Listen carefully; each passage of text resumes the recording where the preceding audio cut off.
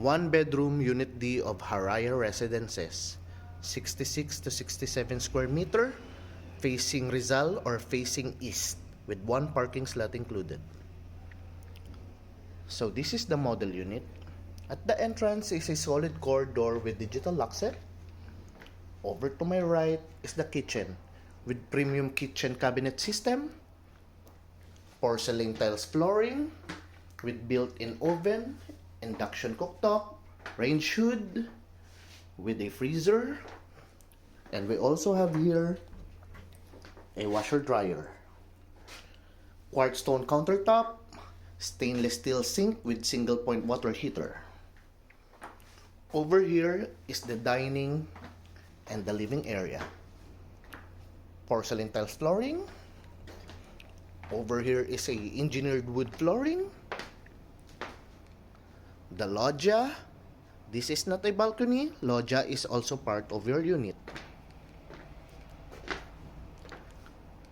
With split type air conditioning system.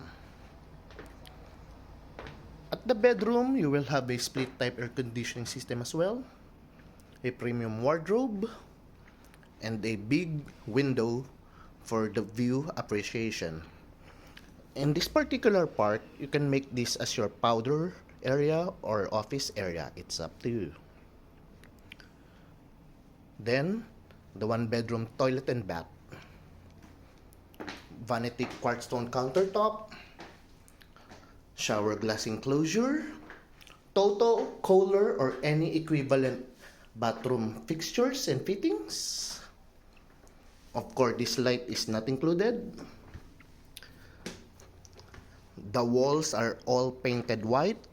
This is just a render for your reference, a design, so that you will have an idea.